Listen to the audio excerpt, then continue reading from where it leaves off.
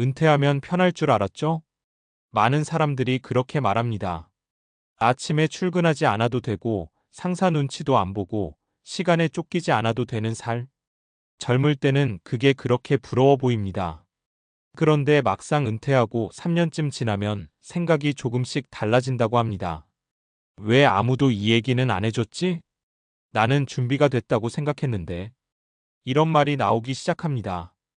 은퇴는 쉬는 삶이 아니라 완전히 다른 구조의 삶으로 들어가는 일입니다. 수입 구조가 바뀌고 인간관계가 바뀌고 하루의 리듬이 바뀌고 무엇보다 나라는 사람의 역할이 바뀝니다. 국민연금, 퇴직금, 부동산. 숫자로는 준비가 된 것 같아도 삶의 구조까지 준비한 사람은 많지 않습니다. 오늘은 은퇴 후 3년 안에 괜히 빨리 그만뒀나라는 말을 하게 된 사람들의 공통점을 이야기해 보려 합니다. 1. 국민연금이면 기본은 되겠지라고 생각한 사람들. 많은 분들이 이렇게 말합니다. 나는 국민연금 30년 넘게 냈어. 기본 생활비는 나오겠지. 그런데 여기서 첫 번째 착각이 시작됩니다. 국민연금은 생활 유지의 전부가 아니라 기초 안전망에 가깝습니다. 은퇴 초반에는 아직 건강하고 활동량도 많습니다. 여행도 가고 싶고 친구들도 만나고 취미도 시작합니다. 문제는 이 시기가 생각보다 돈이 많이 든다는 겁니다. 사례 하나를 들어보겠습니다. 사례 62세에 퇴직한 김모 씨. 김 씨는 35년 직장 생활을 했고 국민연금 예상 수령액은 월 160만 원이었습니다. 퇴직금도 있었고 아파트도 자가였습니다. 이 정도면 충분하다고 생각했습니다. 처음 1년은 정말 좋았습니다. 해외여행도 다녀오고 골프도 배우고 친구들과 모임도 잦았습니다. 그런데 2년 차부터 슬슬 계산이 달라졌습니다. 관리비, 보험료, 통신비 등 고정비는 그대로. 의료비가 생각보다 빠르게 증가. 자녀 결혼, 손주 용돈 등 예기치 못한 지출. 결국 월 160만 원은 생활비로 거의 다 나가고 추가 소비는 퇴직금에서 계속 빠져나갔습니다. 3년 차에 그는 이렇게 말했습니다. 연금은 버티는 돈이지 사는 돈은 아니더라. 공통점은 하나입니다. 연금을 평균 수명까지 나눠 쓰는 구조로 계산하지 않았다는 것. 65세에 받기 시작해서 90세까지 산다면 25년입니다. 이 시간 개념을 빼놓고 준비하면 체감은 완전히 달라집니다. 2. 퇴직금이 있으니까 한동안은 괜찮겠지라고 믿은 사람들. 퇴직금은 심리적으로 큰 안전장치처럼 느껴집니다. 통장에 2억, 3억이 찍혀 있으면 당장 든든합니다. 하지만 문제는 현금의 착시입니다. 은퇴 직후에는 소득이 끊깁니다. 그런데 생활 수준은 쉽게 낮아지지 않습니다. 사람은 버는 삶의 기준으로 소비를 유지하려는 습성이 있습니다. 사례 58세 조기 퇴직한 박모 씨. 박 씨는 희망퇴직으로 3억 원을 받았습니다. 이 돈으로 투자도 하고 조금 쉬다가 작은 사업이라도 해보자고 했습니다. 처음에는 예적금과 일부 주식에 나눠 넣었습니다. 그러다 지인 권유로 상가 분양에 투자했습니다. 월세가 나올 줄 알았는데 공실이 길어졌고 관리비와 대출 이자가 오히려 부담이 됐습니다. 3년이 지난 시점, 퇴직금의 절반 이상이 줄어 있었습니다. 그는 말했습니다. 퇴직금은 목돈이지 소득이 아니더라.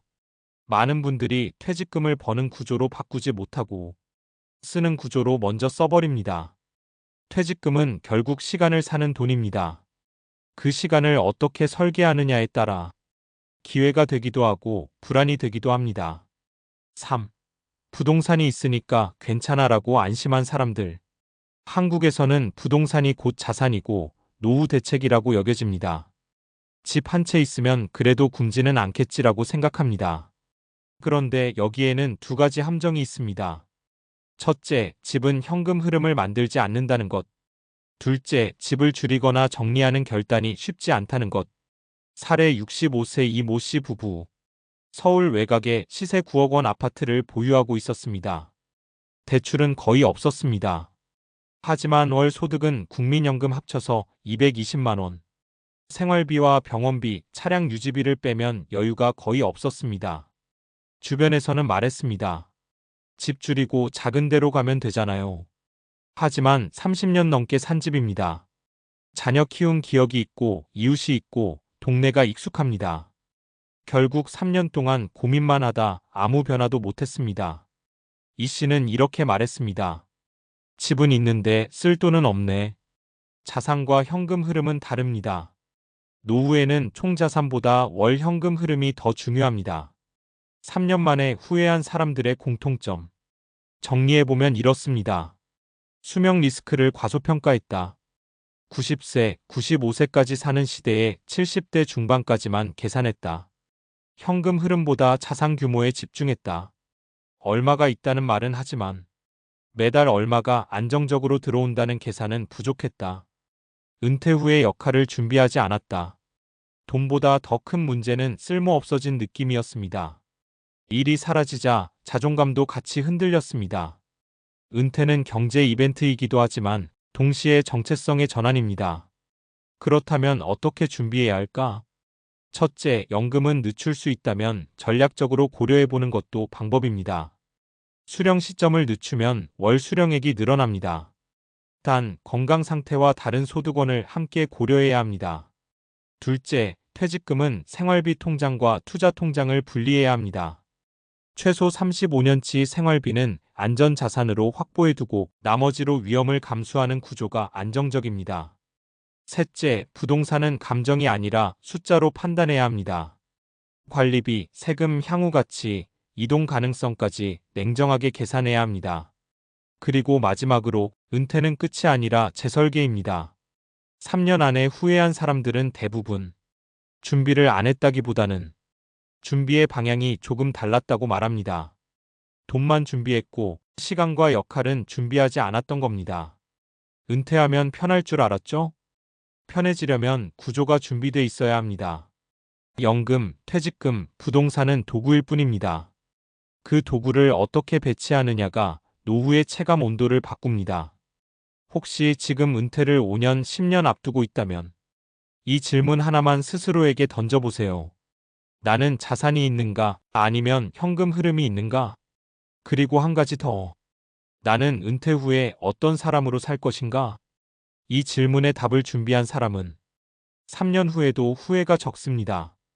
은퇴는 생각보다 길고 생각보다 현실적이며 생각보다 전략이 필요한 인생 2막입니다. 앞에서 우리는 돈 이야기를 했습니다. 국민연금, 퇴직금, 부동산. 그런데 은퇴 3년 차에 후회가 시작되는 진짜 이유는 통장 잔고보다 더 깊은 곳에 있는 경우가 많습니다. 이번에는 그 보이지 않는 변수에 대해 이야기해 보겠습니다. 조금 더 과학적인 근거를 바탕으로요. 4. 인간은 쉴 때 행복해지는 존재가 아니다. 많은 분들이 이렇게 생각합니다. 이제 평생 고생했으니 쉬어야지. 그런데 심리학 연구들은 조금 다른 이야기를 합니다. 행복을 구성하는 핵심 요소 중 하나는 유능감 컴퍼턴스입니다. 무언가를 해내고 있다는 감각, 어디엔가 기여하고 있다는 느낌, 나를 필요로 하는 곳이 있다는 확신. 은퇴는 이 세 가지를 동시에 끊어버립니다.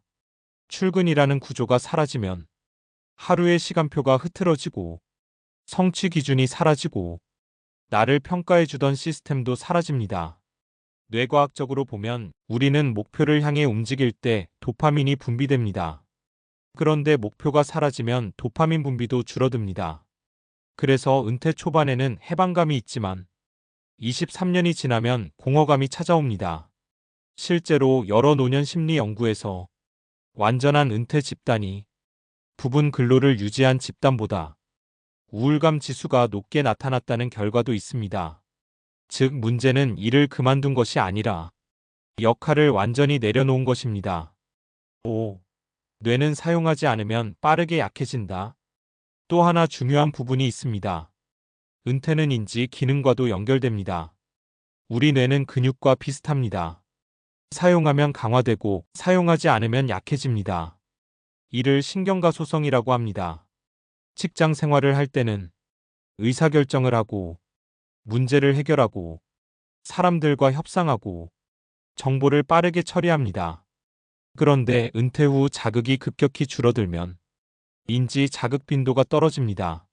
실제로 장기 연구에서 사회적 활동과 인지 활동이 많은 노년층은 치매 발병 위험이 낮다는 결과가 반복적으로 보고되었습니다.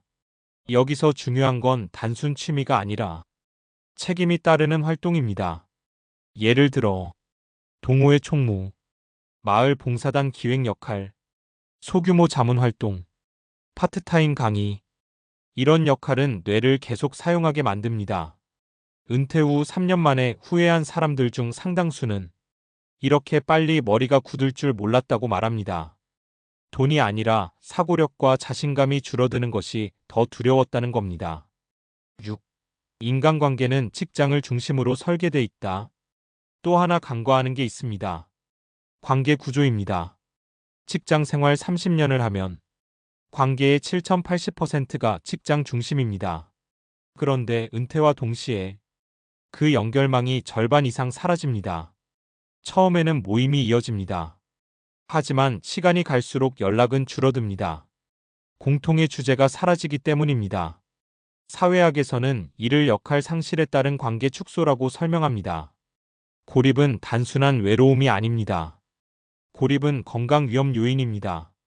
연구에 따르면 사회적 고립은 흡연, 비만만큼 조기 사망 위험을 높일 수 있습니다. 은퇴 준비는 통장 준비가 아니라 관계 구조 재설계이기도 합니다. 7. 그래서 필요한 건 완전 은퇴가 아니라 전환 설계. 그렇다면 어떻게 해야 할까요? 논리적으로 보면 답은 분명합니다. 소득은 단계적으로 줄이고, 역할은 천천히 바꾸고, 사회적 연결은 유지하는 구조. 이걸 저는 완전 종료가 아니라 점진적 전환이라고 부르고 싶습니다. 예를 들어 60세에 바로 완전 은퇴 대신 23년 계약직, 자문, 파트타임, 혹은 완전히 다른 분야의 소규모 활동. 이렇게 하면 소득은 줄어도 정체성은 유지됩니다. 심리학에서는 이를 정체성 연착륙이라고 설명합니다. 갑자기 멈추는 삶은 신체도 뇌도 마음도 적응하기 어렵습니다. 8. 결국 은퇴 준비의 핵심은 이것이다. 앞에서 우리는 세 가지를 봤습니다. 연금은 충분하지 않을 수 있고, 퇴직금은 소득이 아니며, 부동산은 현금 흐름이 아니다. 그리고 이제 네 번째가 추가됩니다. 역할 없는 자유는 행복을 보장하지 않는다. 은퇴는 노동에서의 해방이 아니라 구조의 재설계입니다. 준비해야 할 것은 세 가지입니다. 현금 흐름 설계, 인지 활동 설계, 사회적 관계 설계. 이 세 축이 동시에 맞물려야 3년 후 후회가 줄어듭니다. 마지막으로 한 가지 질문을 드리고 싶습니다. 만약 내일 갑자기 일을 그만두게 된다면 나는 어떤 일정으로 하루를 보내게 될까요? 아침 9시부터 저녁 6시까지 무엇을 하며 누구와 이야기하고 어디에 기여하게 될까요? 이 질문에 선명한 답이 없다면 은퇴 준비는 아직 절반입니다. 돈은 숫자입니다. 하지만 은퇴는 삶입니다. 편해지기 위해 은퇴하는 것이 아니라 잘 살기 위해 전환하는 것. 그 관점이 준비의 방향을 바꿉니다. 은퇴는 끝이 아닙니다. 전략이 필요한 아주 긴 이막의 시작입니다.